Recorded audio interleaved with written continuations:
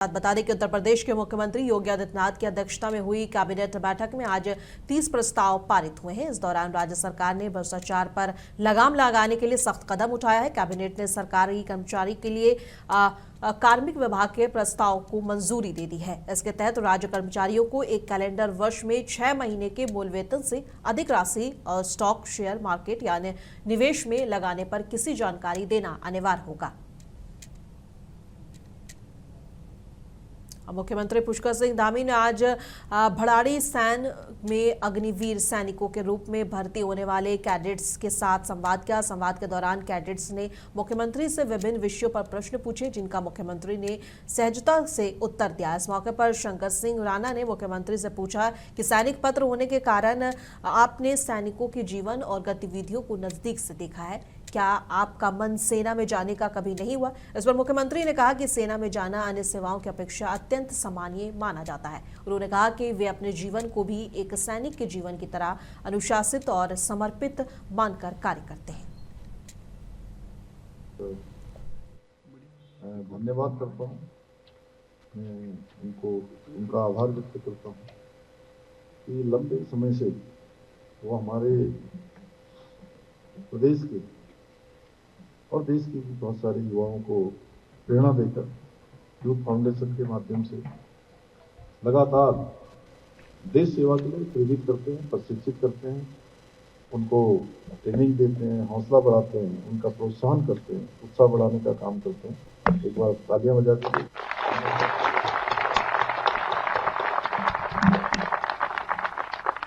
यहाँ पर उपस्थित हमारे इस क्षेत्र के हमारे सभी सैनिक, क्योंकि सैनिकों के बारे में मैं ऐसा मानता हूं कि सैनिक वही, वो पूर्व नहीं होते, वो हमेशा सैनिक होते हैं, पूरे जीवन भर सैनिक होते हैं। उत्तराखंड विधानसभा के बजट सत्र गैरसैंण के भड़ाड़ी सैन विधानसभा भवन में जारी है। इसी बीच कांग्रेस के विभिन्न मुद्दों को लेकर विधानसभा के बाहर सरकार के खिलाफ विरोध प्रदर्शन किया गया। कांग्रेस नेताओं ने आरोप लगाया कि राज्य सरकार बेरोजगारी, महिलाओं की सुरक्षा और पलायन जैसे मुद्दों पर पूरी तरह विफल रही है। इसी को लेकर कांग्रेस कार्यकर्ताओं ने नारेबाजी करते हुए सरकार के खिलाफ प्रदर्शन किया। इस दौरान पूर्व मुख्यमंत्री हरीश रावत भी मौजूद रहे। ये सरकार हर मोर्चे पर पूरी तरीके से फेल हो गई है, पूरी तरीके से फेल हो गई है। नौजवानों की आकांक्षा को, उनके रोजगार की आकांक्षा को इसने कुचला है। महिलाओं का अपमान आज हमारा सर झुका रहा है और भाजपा के लोग जिस तरीके से बलात्कार और दूसरे मामलों में उनके नामजद हो रहे हैं, उससे हम लोग पूरे राज्य की प्रतिष्ठा पर आज पहुंची है। उसके खिलाफ जो नारी अत्याचार है, उसके खिलाफ आवाज बुलंद करने के लिए आए हैं। आज हम जो है नौजवानों की आवाज बुलंद करने के लिए आए हैं, किसानों की आवाज बुलंद करने के लिए आए हैं। गांव के गांव खाली हो रहे हैं, जंगली जानवरों के आतंक से आज पलायन दुगना रात चौगुना बढ़ रहा है। उत्तराखंड राज्य की बुनियाद खोखली हो रही है। लखनऊ में समाजवादी पार्टी के प्रमुख अखिलेश यादव ने कहा कि कई जगह लोगों ने पहले से लिख कर दिया है कि हम होटल रेस्टोरेंट नहीं चला सकते, हम व्यवसाय नहीं कर सकते क्योंकि उनके पास गैस की कमी हो गई है। लिख करके दिया है लोगों ने कि हम होटल नहीं चला सकते, हम रेस्टोरेंट नहीं चला सकते, हम व्यवसाय नहीं कर सकते क्योंकि उनके पास गैस की कमी होगी। ये सरकार को सोचना चाहिए था। इसीलिए लोकसभा में समाजवादी पार्टी का पक्ष ये था कि पहले इस पे चर्चा हो जाए कि देश में इन तमाम चीजों का इंतजाम कैसे हो। दिल्ली में समाजवादी पार्टी की सांसद डिंपल यादव ने कहा कि फारुखाबाद, कन्नौज और मैनपुरी और आसपास के सभी क्षेत्र जहां आलू की उपज अच्छी होती थी, आज वहां किसानों में हाहाकार मचा हुआ है। आलू के दाम नहीं मिल पा रहे, किसान दुखी है।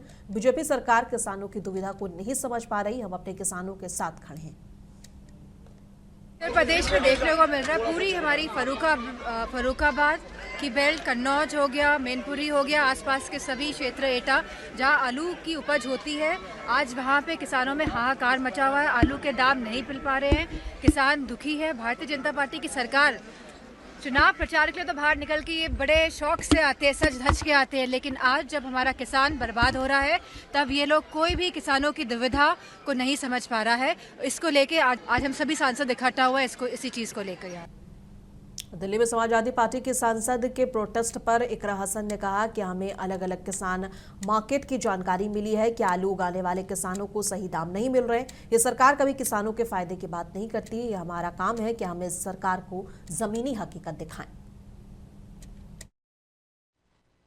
आलू किसानों की जो पीड़ा है उसको हमने यहाँ पर रखा है। कई मंडियों से हमारे पास जानकारी आई है कि आलू किसानों को ना तो उनका उचित मूल्य मिल रहा है और ना उनकी फसल की खरीद हो रही है। वो बिल्कुल भुखमरी के कगार पर लोग आ जाएंगे। और आज हमारे जो कृषि मंत्री जी हैं वो कई सवालों के जवाब भी दे रहे थे, लेकिन ये सरकार जब भी कभी भी किसानों के हित की बात नहीं करती। लगातार आय को दुगनी करने की ये बात करते हैं, लेकिन आय लगातार घटती जा रही है।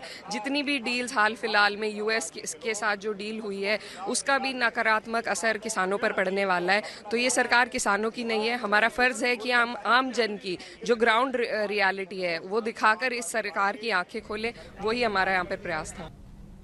सीतापुर के पुराने शहर मोहल्ला कोट के मोहम्मद अबूजर अंसारी ने यूपीएससी परीक्षा पास कर 671वीं रैंक हासिल की और जिले का नाम रोशन किया है। इस उपलब्धि से मौके पर जिले भर के लोग दूर दराज से उनके आवास पर पहुंचे और मिठाई खिलाकर उन्हें मुबारकबाद दी।